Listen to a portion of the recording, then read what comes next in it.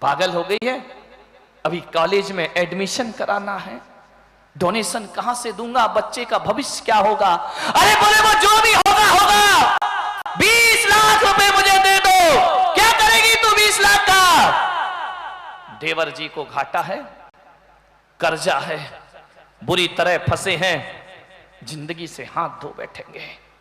उन्हें ये 20 लाख रुपए दे दीजिए, जब उनके पास होगा तो वापस कर देंगे, इस घर को डूबने से बचाइए। पति ने कहा पागल हो गई तू, देवर को दे देगी? हर बार तो चौपट करके बैठ जाता है, ये पैसा दे देगी उन्हें, मुन्ने का क्या होगा, बच्चे का भविष्य बिगड़ जाएगा।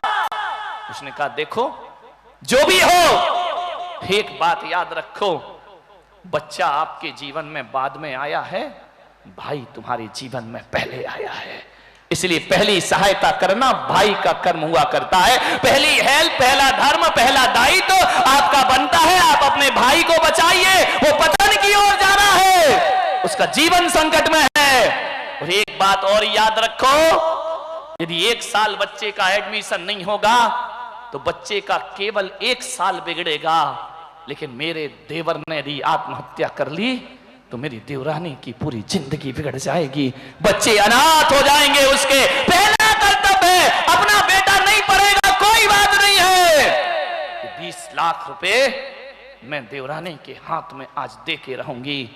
कहते हैं उस जिठानी ने 20 लाख रुपए लिए और देवरानी के हाथ में दिए।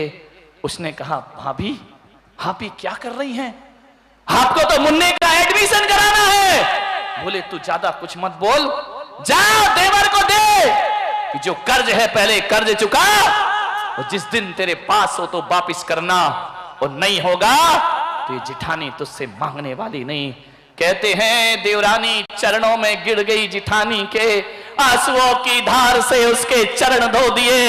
बोली भाभी इतना प्यार और इतना आत्मीयता तो सगी बहनों से प्राप्त नहीं होता है जो तुमने मुझे प्रदान किया है। इतना प्यार तो पीहर से नहीं मिलता है, मां से नहीं मिलता है। सचमुच तू जिठानी नहीं, तू इस घर की देवी है।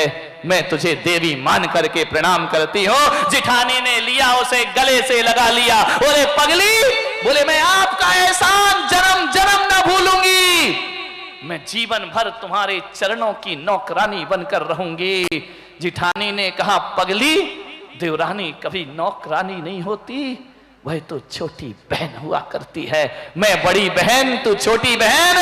हमने कसम खाई थी ना कि किसी भी कीमत पर हम इस घर को बिखरने नहीं देंगे। महिलाओं, ये आदर्श स्थापित करो। यदि वो जिठानी स्वार्थ में जी जाती तो कोई पुलक सागर आज इस बंबई की पब्लिक के बीच बैठकर सम्मान से उसका व्याख्यान नहीं कर रहा होता। ध्यान रखिए, आदर्श महिला बनिए, घरों को मत बिखरने दीजिए, परिवारों को जोड़ करके चलिए। एक भाई को और मैं जानता हूं जिसका एक छोटा भाई था, उसके व्यापार में घाटा लगा, बर्बाद हो गया वो। मैंने बड़े भाई से कहा तेरे पास पैसा है, लाखों की बोलियां लेता है, करोड़ों रुपए मंदिरों में दान करता है, मंदिरों की ध्वज चढ़ाने के लिए करोड़ों रुपए की बोलियां लेता है, उस सगा भाई दर दर की ठोकर खाता है। किस काम का ये धर्म है मेरे भाई? घर के भाई भूखन मरे दानी हुए तो क्या? किस काम का ये सम्मान? किस काम की ये मालाएं? किस काम का ये स्वागत कि घर के छोटे भाई की पत्नी 5 किलो आटे के लिए दर दर की ठोकर खाती फिरे और तुम लाखों का दान करते फिरो। मान्यवर ध्यान रखिए, ये कोई जीवन है? ये कोई जिंदगी है हमारी? एक बात याद रखना, ये समाज तुम्हारा दान स्वीकार करेगी, लेकिन मेरा महावीर तुम्हारा दान स्वीकार नहीं कर सकता है। मैं तो कहता हूं इंसान के जीवन में सबसे पहला सूत्र होना चाहिए, सबसे पहली सेवा भाई की होना चाहिए, सबसे पहले हमारा परिवार उसके बाद समाज है, साधर्मी भाई है, और उसके बाद फिर मंदिर का नंबर आता है। ध्यान रखिए, घर में तो कलह मची है, मंदिरों में लाखों का दान करे फिरते हैं। मान्य वो सम्मान पाते हैं, वो मान पत्र पाते हैं। कोई हक नहीं है सम्मान लेने का। पहला सम्मान तो अपने घर में होना चाहिए। घर एक मंदिर है, घर को नरक बना रखा है, मंदिरों में दानी बने फिरते हैं। बोलिए, जानता हूं मैं एक भाई को करोड़ों रुपए दान करता है मंदिरों में, लेकिन छोटा भाई 3000 रुपए की नौकरी करते घूमता है। मैंने उससे पूछा, इधर आप, कितनी तनख्वाह मिलती है तेरे भाई को? बोले 3000 रुपए। मैंने कहा तेरे ड्राइवर को कितना देता है तू? बोले 5000 रुपए। आप विचार करिए, बड़े भाई का ड्राइवर 5000 10,000 ले रहा है, छोटा भाई 3000 की नौकरी करता है। उस आदमी ने करोड़ों रुपए की बोली ले ली। मैंने उसे पूछा, तूने इतनी बोली ली है, एक बात बता, तू बड़ा भाई है ना? बोले हाँ। मैंने कहा जब तेरे पिता की मृत्यु हुई थी तो तूने, जब छोटा भाई रो रहा था तब तूने क्या कहा था? बोले मैंने ये कहा था कि मैं तेरा पिता हूं, तू चिंता मत कर। मैंने कहा कहां गई वो वचन तेरे? बोले महाराज क्या कहना चाहते हो?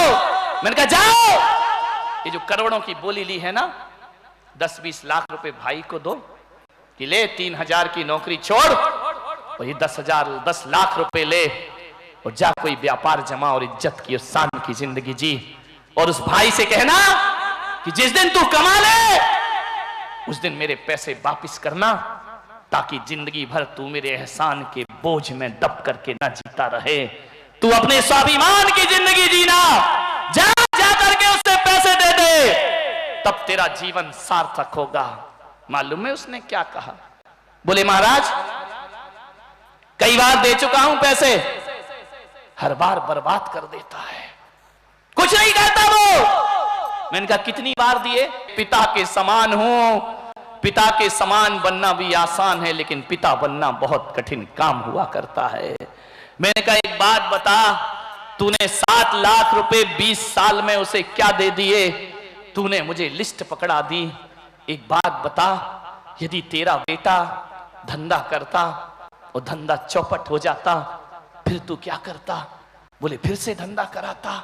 मैंने कहा दूसरी बार भी चौपट हो जाता फिर क्या करता? बोले तीसरी बार धंधा कराता।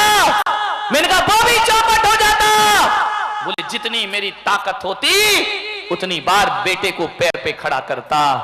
मैंने कहा बेटे के लिए 10 बार भी पैसा दे सकता है, और भाई के लिए 2 बार में गिनती करता है कि 2 बार दिया और उसने मेरा पैसा बर्बाद। अरे बेटा भी तो बर्बाद करता है ना, बेटा भी तो हमारे पैसों में आग लगा देता है। तो क्या उस बेटे से नाता तोड़ लिया करते हो?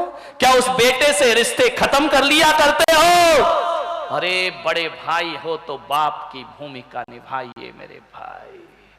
औलाद भी बर्बाद कर देगी फिर क्या करोगे तुम? मान सोचना है आपको।